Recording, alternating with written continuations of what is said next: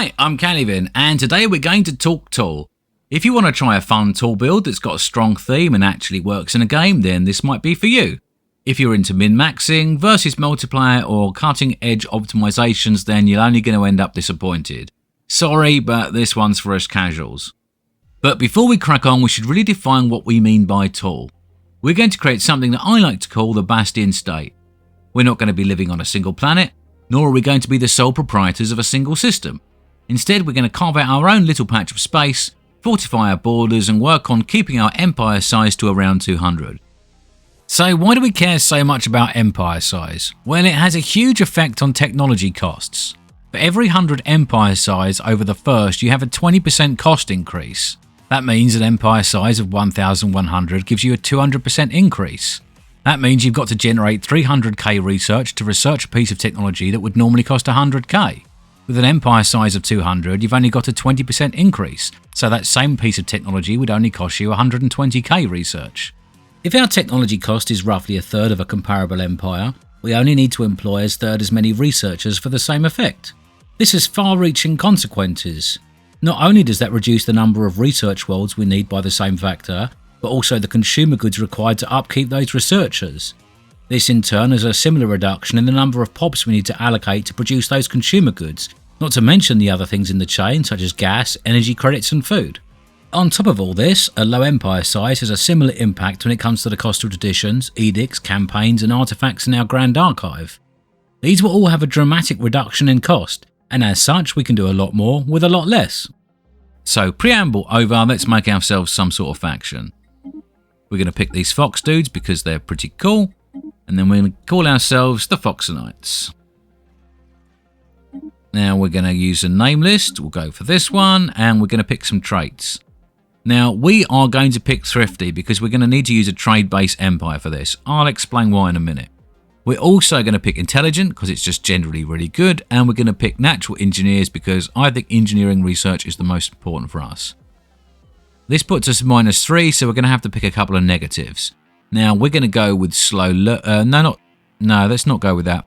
Let's go with Deviance because that's not going to affect us too much. And also we are going to go with Unruly, if I can find that on the list. That's up here. There we go. Most bonuses in Stellaris are additive, but for some reason Unruly and its positive version, which is called Docile, are actually applied after all the rest of the multipliers. So if we can get our empire size down to something like 90%, then this empire size from POPs is only actually going to be 1%, and if we can get that to 0, then this is going to do nothing. So Unruly is pretty much a free pick for us.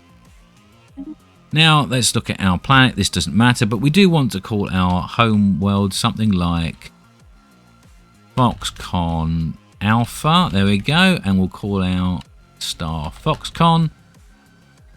And there we're going to pick a mammalian city, it doesn't really matter. Now we're going to go with Shattered Ring. Now Shattered Ring World is not the most powerful origin, far from it. It's got loads of drawbacks and it's quite difficult, but the thing is I think it's thematically a perfect match for us. It really fits the whole role-play style of this build. Also it does give us a quick route to an early ring world, which is great. Normally you'd have to research mega engineering and then research a megastructure, fully upgrade it. Then you'd have to unlock the Galactic Wonders tradition and then build a ring world. Instead, we can just get mega engineering and then start upgrading, so that's good for us. Now, it does mean that all our POPs are going to have 0 habitability on other planets, and even 0 habitability on our other shattered sections until we repair them somewhat. But the fact that we're going to go for trade is going to offset this. You see, trade in Stellaris is also a bit weird. It doesn't actually count as a resource. That means that the negative you get from low habitability worlds doesn't apply to trade value. So what we're going to do is get some worlds and use our Shattered Ring segments, fill them full of traders, and then use that to provide a great economy for ourselves without having to worry about our low habitability. Now, government and ethics is important. We need to pick militarist and we need to pick egalitarian, and I like to pick materialist. And we need to have a democratic authority. Now, the first thing we need to pick up is the most important civic, which makes this whole thing work, and that is Sovereign Guardianship. Sovereign Guardianship gives us -50% empire size from POPs. we can combine this with some other bonuses to get that number down really low, maybe as low as 95%, maybe as low as minus 100%. We do have some negatives when it comes to planets and systems, but we can offset them with some traditions, and also we're not going to own many planets and systems anyway, so not a problem. We get huge bonuses in our friendly systems to our shield hit points, fire rate, accuracy, and all our star bases are tougher. Also, our defensive armies are tougher. This is all really good and is going to help the whole Bastion impenetrable border thing. We're going to pair this with Beacon of Liberty because that gives us another minus 15% empire size from pops. However, we don't really need that straight away, so we're going to untick that now and we're going to pick that as our third civic. This means that you can pick up something that you like to pair up with these other two. Now, I like to go for maybe meritocracy. Technocracy is quite good, but I'll tell you what, I kind of struggle with unity early on in the game. And the fact that my politician jobs are replaced with science directors is great for early research, but it does mean I struggle with unity, and it does mean I also struggle with amenities a little bit. So I normally pick meritocracy because it's just generally really good. Merchant guilds is another really good one, but you don't really start with many traders, so I think it's probably smart to start with Sovereign Guardianship and meritocracy, and then maybe later on in the game when we get our third civic, we can maybe swap meritocracy over for merchant guilds or technocracy, and also pick up Beacon of Liberty. So there we go, there's the Fox Knight Bastion State. Now we're going to save that. We're going to click done, and then we're going to go into our game. Now I'm on Commodore difficulty setting because I'm comfortable with that. I don't have any advanced AI starts on because it could just be a bit annoying. Everything else I've got is default. Although I will take Iron Man off because I'm making a video and I might need to save things and come back later. So I'm going to take that off, but normally I run with it on because it's... And now we get into the game. Now we're not going to go through a whole game, but I will just show you a few key points so you can get an idea how this should play out. So there's a few things I like to do before we get cracking. Now first of all, I like to go to my government policies and edicts and do a few bits of tweaking here. So I like to put my subjugation war terms on oppressive because that means when the militarist faction appears later, they're going to be happier, so that's cool. We're going to put resettlement on because it's my nation, my empire, we'll do what we want. We'll put proactive first contact on, we'll put our economic policy on civilian to get some more consumer goods, and then we'll probably put turn off purging, we don't care about that. We don't want slavery. And also, we don't get refugees yet, so that's fine. So, these are our habitable sections B and D. They start with 0% habitability. This is because of these 4 blockers at the bottom here. So, if we can clear these 4 blockers, we get our habitability up to 100%. We can use these as regular planets, which is good. Now, we need 4 different technologies for this. It's not going to list them here, unfortunately, but I know we need the first shields one, which is called improved deflectors, I think. We also need global energy management, ion thrusters, and starhull. So they're going to be the technologies we're going to look out for first. So we'll look here, and we've got global energy management. We're going to take that because we want to clear that blocker. Now we look here, and hydroponics farming is one of the most important. This means we can unload some of our food production onto star bases, which is what we want to do. And then the third one, we don't have anything amazing, so we're going to go for space torpedoes because that's going to be more useful than slightly increased corvette build speed or planetary build speed. Now what we're going to do is we're going to fiddle our trades a little bit. Don't be afraid to set up little trades, it's really helpful. We've got a surplus of energy, so what we're going to do is we're going to set up a buy order for some alloys, and then that means that we'll be able to make colony ships a bit faster because we want to colonize these 2 sections really quick. Now that we've done that, we can have a look at our space. So we can already see something shaping up here. We're going to scout with our military ships and try and find where we're going to set our choke points. So we're going to go down here first and have a look. We'll send our science ship down here. And also we want to look out for planets because although we've got low habitability, we can still make them good trade places. So now we're going to unpause, we'll ramp the speed up, and then we'll see what happens. We've not got enough minerals to do anything yet, so we'll just leave things going. Okay, this is good. We've got 2 planets there. That's going to be very useful. We've got 1 planet there. That's going to be very useful. Now we're going to explore a bit more. And now we have enough alloys to make ourselves some sort of colony. So we're going to colonize this. we're not going to call it that because that's a silly name. We're going to call it that because it matches the other one. Oh wow, 3 planets there. Okay, well this is pretty obvious what our space is going to look like. Wow, there's loads of planets here. So I think we're probably going to stop our expansion here. We're going to make this system a starbase.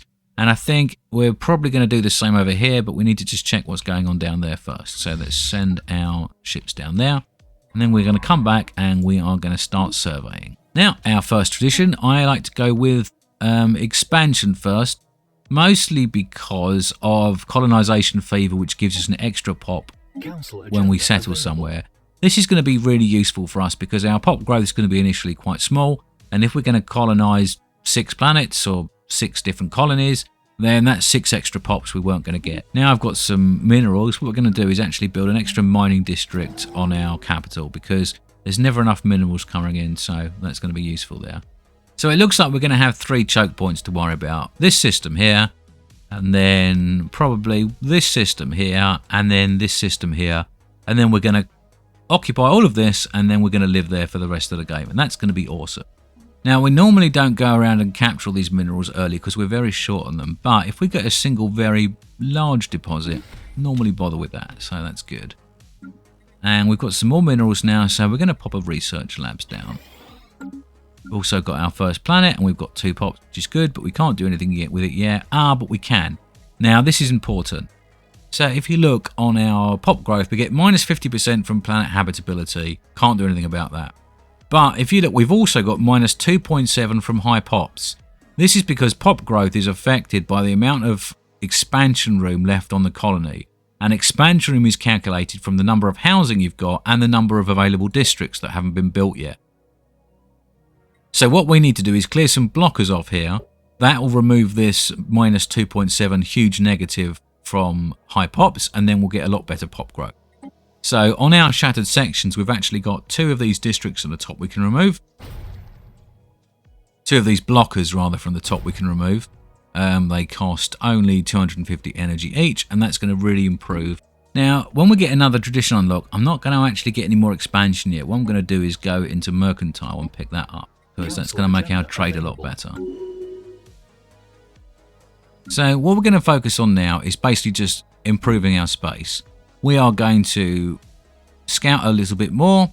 We're going to survey these systems, come out and put down some star bases. We're going to colonize all of the worlds we can, and we're going to build loads of commercial zones and housing districts on them. And then we're going to just keep researching until we can remove the blockers from this place. At least 2 or 3 of these blockers at the bottom. Once that's done, we can convert this to an alloy planet and this to a second tech planet. And then we can just sort of crack on from there. As we enter the 2020s, hopefully things will be looking quite good. We'll have most of our systems scanned out and we'll have star bases built. We'll have star ports on our 3 choke points here, here and here. And we should just be getting our next tradition. Now we're going to unlock adaptive economic policies, which allows us to use consumer benefits or marketplace of ideas to get lots of nice benefits. So what we're going to do is we're going to go into our policies, and first of all, we're going to put our economic policy over to mixed because we don't need to highly prioritize consumer goods anymore. But as we've got a decent stockpile and lots of energy credits, we're going to do something a bit different. So instead of going straight for consumer benefits, we're actually going to go for marketplace of ideas. Now you can only change these settings every 10 years, so we're going to do a 10-year run of marketplace of ideas. So I see our Unity's got up to 126, which is going to mean that we can clear a good few traditions off in the next 10 years. And then what we'll do, we'll switch back to consumer benefits after, because we would have run out of consumer goods by then. We've still got some energy credits left over, so we're going to actually increase our buy order for these to make our consumer goods last a bit longer. And if worse comes to worse, we can always go in a deficit of energy credits for a while because we've got plenty stockpiled.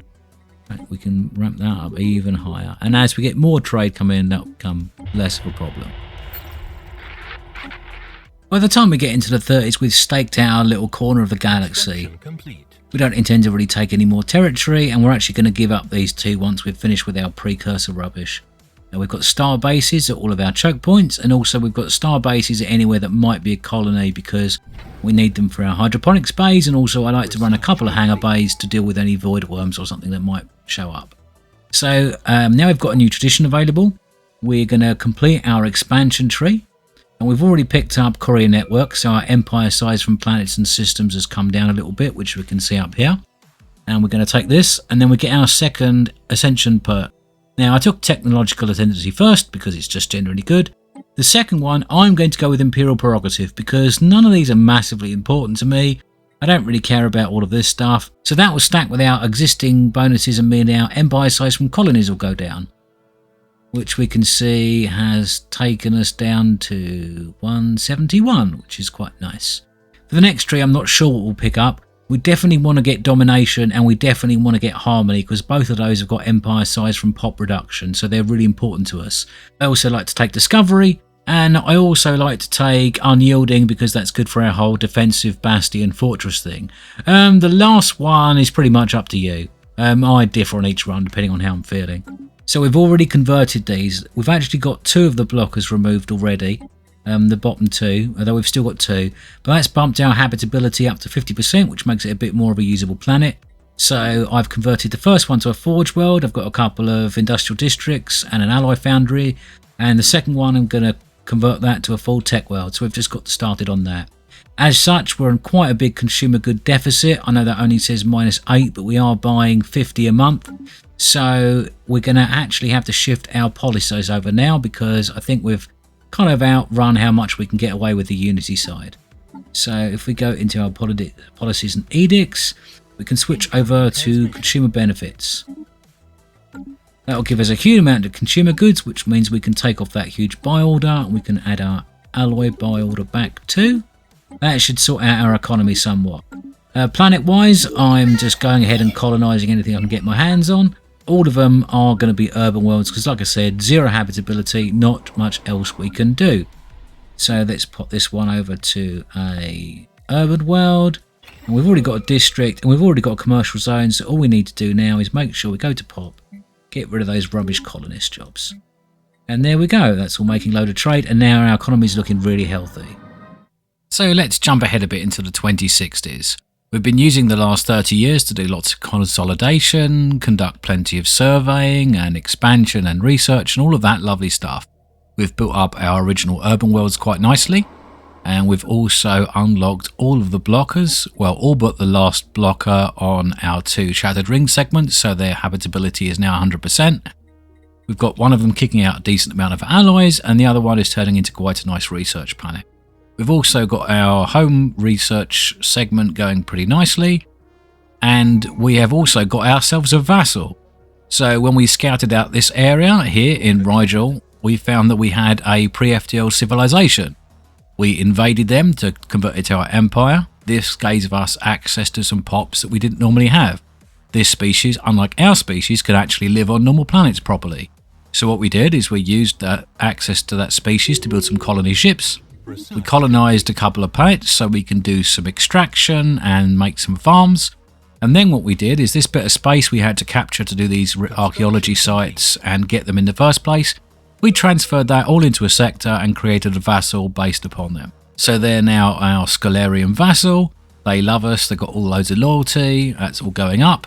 We get 30% of their research, which is probably almost nothing at the moment. But as time goes on, we will get access to these nice Scalarian benefits, which is cool.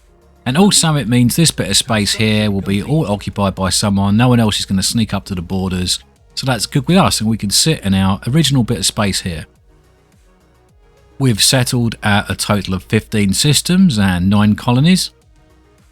That will go up to 10 when we can actually get our last ring segment online, but that's still going to be a while away yet. And we're just about to take our next tradition, which we're going to go into this one because it doesn't really matter. From a research point of view, things are fine. We've got cruisers done, and we have a small fleet or 2 here. We've got a little fleet of destroyers and a little fleet of cruisers. Our star bases have been upgraded a bit. They're not massively tough, but there's 8.8k fleet power there between the staff base and 4 little defense platforms. And alongside our 2 small fleets, that should protect us from any AI aggression at this point. We're going to crack on. We've got more reactor options here, so we're going to keep taking them because we really want to get to 0-point reactor. And then we're just going to keep doing our thing. We're going to finish off our tech world. We're going to build up our gas income, get all of these research labs upgraded. Now, we actually got one of the good precursors that lets you create Gaia worlds. Now, this is a complete win for us because it means we can turn unproductive planets into very productive planets. But that's not always the case, so we're not going to lean on that too hard. We're bringing in about 500 research a month at the moment, which isn't amazing, but that will ramp up quite significantly. Our empire size is 215, that's a bit higher than we want it, but that's going to come down a lot because we haven't still got many of the benefits. So by the time we get some more things unlocked, that's going to come down dramatically, and it's going to stay down, which is the main thing, even as our pops really start to spike. I mean, that seems pretty good to us. 6 months of society research for 15% trade value for 80 years. All right, fair enough. Let's take that. And then what we're going to do, we're going to check back in another few years and just see how things have developed. So it's the late 80s now. My research has crept up to about 900, doing pretty well on planet development. I'm in the middle of a war at the moment. My neighbour has declared war on me, but to be honest, it's turned out to be a bit of a damp squib because it just can't seem to get past my starbase. They're not even trying to attack it. They've moved up to it a couple of times, but they've only got about 30k of fleet power. And this starbase on a neutron star, armed with defense platforms with plasma throwers, yeah, they don't really have much of a chance. So, yeah, they're not really doing anything. It's just going to sit there and end in a peace. They can't capture any of my territory. So, not a huge problem and not really much to report. Other than that, everything else is going pretty well. Still haven't got 0 point power yet, so still got really high energy upkeep on these places, but they're going quite nicely. They're producing a decent amount now, and I'm building out as they get more pops. My tech worlds are looking good. I've got a little bit of gas incoming, not a lot, but I've managed to get a bit up, so I've started to upgrade some of my research complexes. Well, the war finished without anything much happening, so we're just cracking on as normal. Our research is up to about 1.2k now, and that's good. Everything's ticking over quite nicely. Also, another little bonus that we've found from this build.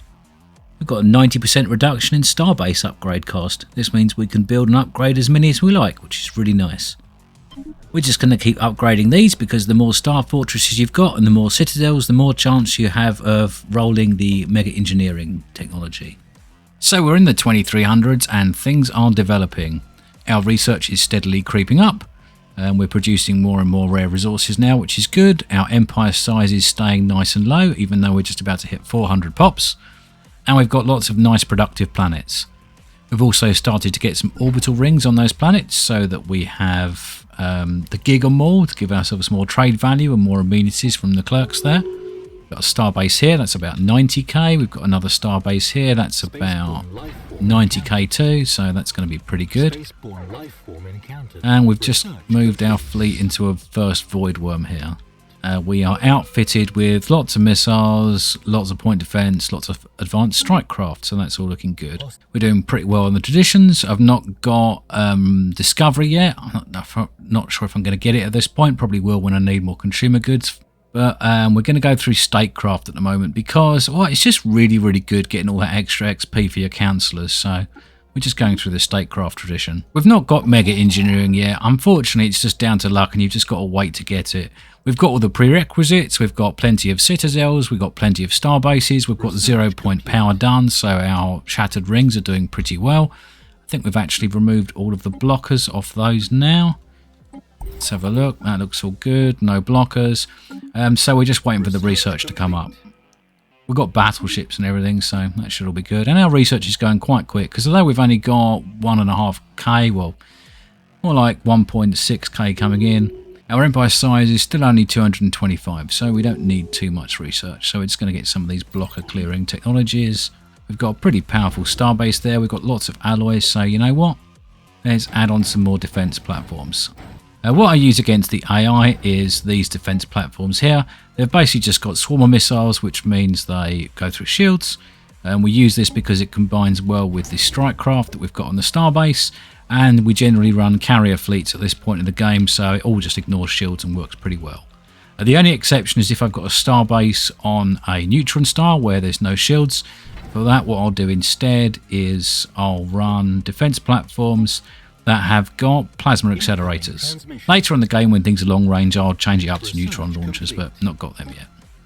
Right, well, we're in the 2350s and we have just got mega engineering come up finally. It's been eligible for ages, but you just got to get lucky. So let's get that researching. And we're having a bit of a mineral shortage, mostly because we got very unlucky in all of our systems. Got no decent stars for Dyson swarms. The best I could get was a 3, which giving me 94. And we haven't really got any decent systems for arc furnaces either, although I am building a second one over here because it's better than nothing. And I've also converted some things to do some mining, just to try and fix this massive mineral deficit we're running into. Though, thankfully, we've got such a huge amount of other resources coming in that we're just buying minerals whenever we need them. It gets pretty expensive after a while, but we have a massive surplus of energy, massive surplus of consumer goods. So we get to the end of the 2300s and mega engineering has really paid off for us. We've got ourselves some fully upgraded Ringworld segments, which are kicking out loads of research and loads of alloys, which is really nice. We've got an extra one up now, which we're not really doing anything with yet, but we'll start to probably lean on that for some alloys or for some more research when we need it. All of our urban worlds are producing loads and loads of trade. They're full of commercial zones, and we've also built orbital rings on all of them. And those orbital rings are having gigamores, and they will get the Galactic Stock Exchange as soon as I can research the thing. Our empire size is really low, and there's still room for improvement. We've got just shy of 700 pops, and we've only got an empire size of 206. We've got minus 95% on empire size from pops, and through the council we can actually get an extra 10% by getting the balance in the middle resolution passed. Now, this has only got weak support, so there's not a lot of chance of us passing that right now, but we are building our fleet size up dramatically, which will really give us a huge amount of weight, and we'll probably be able to pass that. We've already got 72k diplomatic weight, which is way more than anyone else, so we just need to get a bit more, and then we'll probably have to get that pushed through. We are getting loads of megastructures. We've already completed a science nexus, a strategic coordination centre, we're finishing off an interstellar assembly. We've got an initial Dyson sphere, which is giving us loads of energy. We are a bit short on minerals, but that won't be a problem soon because we're just about to start work on our matter decompressor. In fact, we're just about to finish the initial construction, and then a little bit later we'll be able to have that finished. It won't actually take that long to build because we've got lots of bonuses. From a Unity side, we've finished all of our traditions. We've picked master builders to give us 50% more build speed. We've used the fact that our empire size is really low to work on our edicts and policies. So the living metal mega construction is still only costing us 2 living metal a month, which is really, really cheap. And that's allowing us another 50% build speed improvement. On top of that, we've got Ambition Architectural Renaissance running. That's only costing us 213 Unity a month because of the same reason our empire size is really low. That gives us another 50% build speed and the ability to build one extra megastructure. So with all of these bonuses, we've got something like 150% megastructure build speed, and we can build 3 megastructures at a time. Because we've got loads of alloys and we're not spending them really anywhere else, we can dump them all into megastructures, and it's really paying off for us. From a research point of view, we are generating, just shy of 5k research a month, which is loads compared to our empire size. If we didn't have all this reduction, our empire size would probably be something up to about 1,000. So really this is probably the equivalent of something like 14k research compared to a comparable empire without all of those empire size reduction, which is also really good.